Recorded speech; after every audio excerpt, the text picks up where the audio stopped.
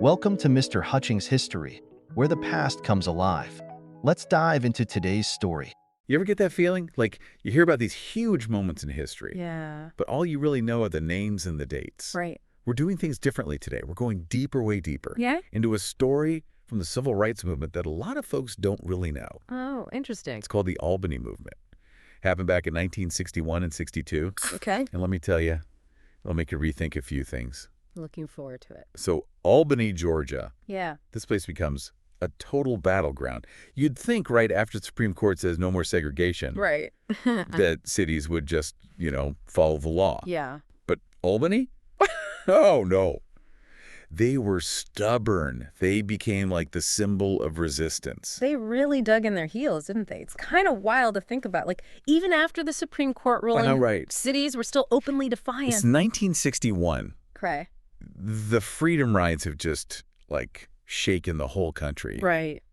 Showing everyone just how much the South was resisting desegregation. Yeah. And what do they pick in Albany to make their stand? What's that? The bus station.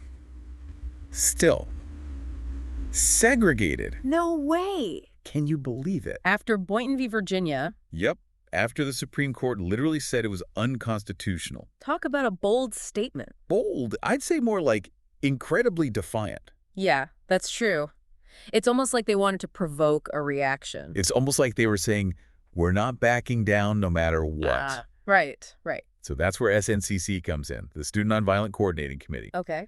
Yeah, SNCC. They were all about giving power back to the local black communities. Empowering people right on the ground.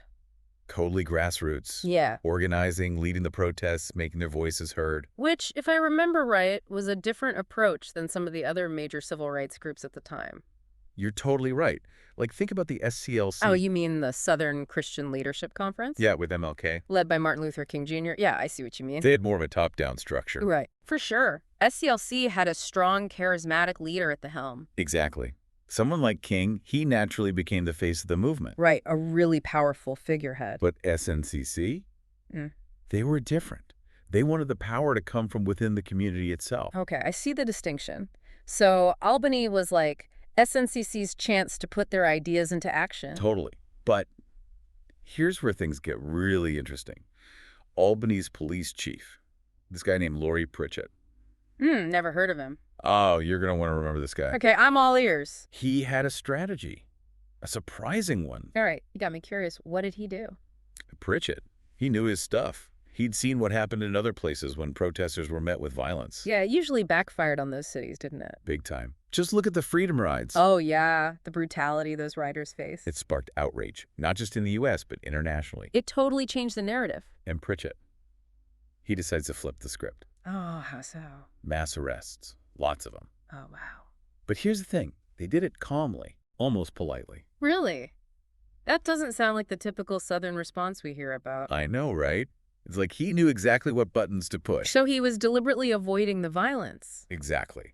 And you know those images everyone was used to seeing? Of what? Jam-packed jails, protesters crammed in, making it a humanitarian issue. Yeah. Pritchett sidestepped that whole thing, transferred detainees to other counties, never let the jails get too full. That is sneaky smart. Yeah. So he was basically controlling the optics of the whole situation, denying them those powerful images. Exactly. It's almost like he was saying, you want to play the nonviolent game? I can do that too. Wow.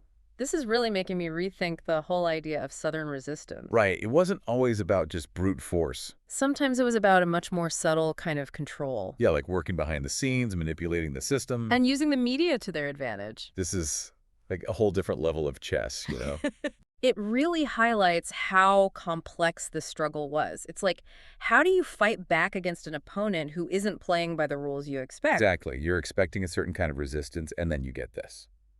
So how did the movement respond to Pritchett's tactics? Did they find a way to counter him? Well, picture this. It's December 1961. Movements hit a wall. Stalled out. Okay. The local leaders. They're desperate for something, anything, to get things moving again. Makes sense. They've been trying so hard. So they decide, you know what, let's bring in the big guns. The big guns, you mean? Martin Luther King Jr. They invite him to Albany, hoping he'll be the spark they need. Wow, okay. So King enters the picture. I've got a feeling this isn't going to be a simple, everyone's happy to have him. kind of thing. You think there's going to be some drama? Oh, yeah. Yeah, I can see how that might cause some friction, especially for a group like SNCC who are so focused on local leadership. You hit the nail on the head. Yeah. SNCC, they weren't thrilled about King coming to Albany. Really? Right. Why not? I mean, he was Martin Luther King Jr. I know, but they were worried he'd overshadow all their efforts. I see. They had spent months, years, building up this grassroots movement. Right, making sure the local community was at the forefront. And they were afraid that King, as respected as he was, might shift the focus away from all that. So they saw him as a potential threat to their approach. Not a threat exactly, but more like... Like he might unintentionally take over. Yeah, more like that. Like his presence would become the story, you know? Yeah, makes sense. So King coming in kind of complicated things. Totally. And SNCC, they weren't the only ones with mixed feelings. Who else? Think about it from King's perspective. He's coming into a situation that's already, like, super tense. Yeah, true. And Pritchett's strategy, it was different from anything they'd faced before. Right, that nonviolent resistance. You kind of threw them off their game. So what happened when King actually arrived in Albany? He jumped right in, you know, led a march, more arrests. Of course, Pritchett's tactic. Exactly. But then something interesting happens. King, he manages to negotiate with the city.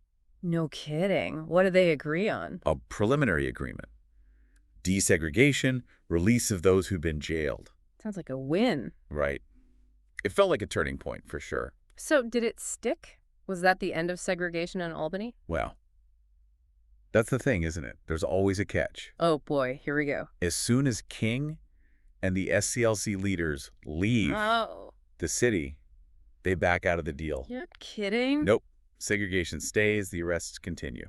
Wow, talk about a bait and switch. That must have been devastating for the movement. It was a huge blow. All that momentum just gone. It's like taking one step forward and then two steps back. And it kind of made people question the whole idea of nonviolent resistance, you know? Like, is it really effective if the other side just ignores their agreements? Exactly. And even King himself, later on, he kind of looked back on Albany as a failure. Really? The Martin Luther King Jr. admitting defeat. It just shows how tough this fight was. There were no guarantees. So, if Albany wasn't a clear victory, how do historians view it today? That's where things get interesting. It's not as simple as just saying it failed. Oh, how so? The historians, they've got different ways of looking at Albany. Different perspective. Yeah. At least 4 major schools of thought. 4? Wow. Okay, break it down for me. All right, so first you've got the traditionalists. Okay, the traditionalists, what's their take? They see Albany as a, well, kind of like a tactical error. A blunder, you mean? Yeah, kind of. They say the movement wasn't focused enough. Okay, I can see that. They were going after, like, everything all at once. And Pritchett's strategy. They think he totally outmaneuvered them. He was playing 4D chess while they were playing checkers. Exactly. So for them, Albany was a lesson learned. Something to avoid repeating in future campaigns. Makes sense. So a stepping stone, but not the destination itself. Right. Now, the continuity school, they have a different perspective. Okay, what do they think? They see Albany as part of a much larger process. Okay, so they're taking a wider view. Yeah, for them, it's not just about whether Albany itself achieved immediate desegregation. It's about the long game. Exactly. It's about building pressure, setting the stage for future wins. Yeah. They'd argue that Albany, even though it wasn't a victory in the traditional sense, it still contributed to the overall fight for civil rights. Interesting. So they see it as a necessary step in the journey, even if it wasn't the final destination. Right.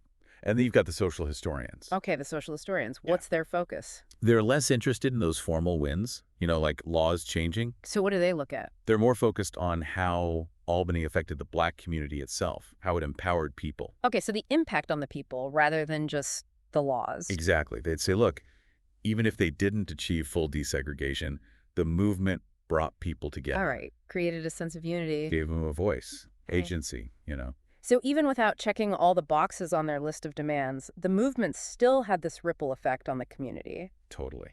Strengthen them from the inside out. Powerful stuff.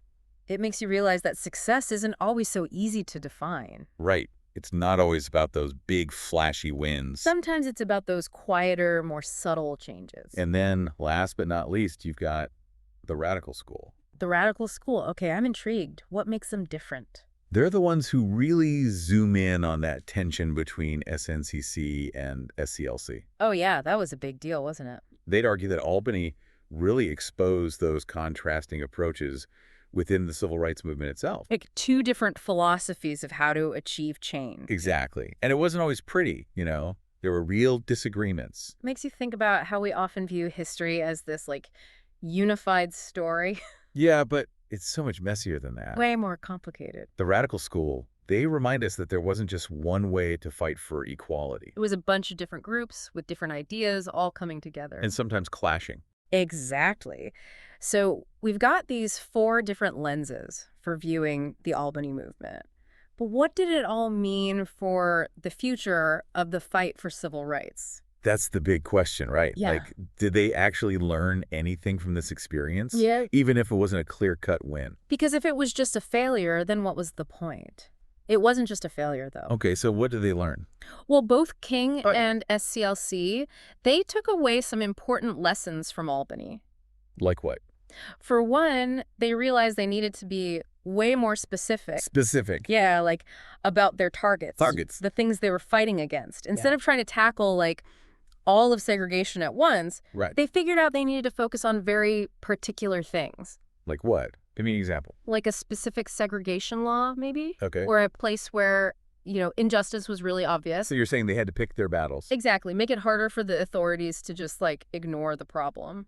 So instead of this broad fight against this huge system, they had to zero in on something more concrete. Right. Something they could really point to and say, this is wrong and it needs to change. And that's what they did in Birmingham. You know it. The next year, Birmingham, they went after specific segregation ordinances, targeted businesses. And that led to those, like, really intense confrontations. The ones that captured the whole nation's attention. Yeah, images we all know. Exactly. And those images, they forced people to pay attention. It's almost like Albany was a test run. Yeah, like a trial and error period where they could refine their approach. Exactly. Figure out what worked and what didn't. And another thing they realized in Albany was just how important it was to get the whole country talking about what was happening. National attention. Yeah, because Pritchett being all nonviolent, Right, right. It kind of made it harder for them to generate outrage. Like the kind of outrage that could force the federal government to get involved? Exactly. But in Birmingham, with those images of, like, police dogs attacking peaceful protesters. Oh, it was horrific. It was a total contrast to what happened in Albany. Night and day. And it created this, like, moral urgency. People couldn't ignore it anymore. Exactly. Now, Albany taught SNCC something, too. What's that? It kind of solidified their belief in that whole grassroots thing, Like reinforce their commitment to local leadership. Totally. Made them even more wary of relying too much on outsiders. So they doubled down on their approach. Yeah, focused on building up local leadership from within the community. Which shaped their work in Mississippi and beyond. Oh, absolutely. Their voter registration drives, their community organizing efforts. It's fascinating how this one event... Albany. Yeah, it may not be as famous as, like, Selma or Montgomery. Right. But it had these huge ripple effects on the entire civil rights movement. No doubt about it. It forced everyone to reassess their strategies, figure out what worked. And it highlighted the importance of, like, picking your battles and knowing how to capture the nation's attention. Not to mention, it revealed just how complex the whole movement was. All those different viewpoints. Makes you think, What does success really mean in these fights for social justice? Yeah, is it just about those big, immediate wins? Or is it also about changing hearts and minds? And empowering people at the grassroots level. It's about all of that. And sometimes those quieter victories, they're the ones that lay the foundation for real, lasting change. Absolutely. It's like that saying, the seeds of change are often planted in the most unexpected places. And for everyone listening, I think that's what we should take away from this deep dive into the Albany movement. Agreed. Albany might not have led to instant desegregation, but it changed the course of the civil rights movement. It reminds us that progress isn't always a straight line. It's messy, it's complicated, and there are going to be setbacks along the way. But even in those moments that might feel like failures, there are still valuable lessons to be learned. Lessons that can shape the future and inspire us to keep pushing for a more just world. So keep questioning, keep learning, and never underestimate the power of even the smallest acts of courage and resistance. Thanks for listening to Mr. Hutchings History. Keep exploring, and we'll see you next time.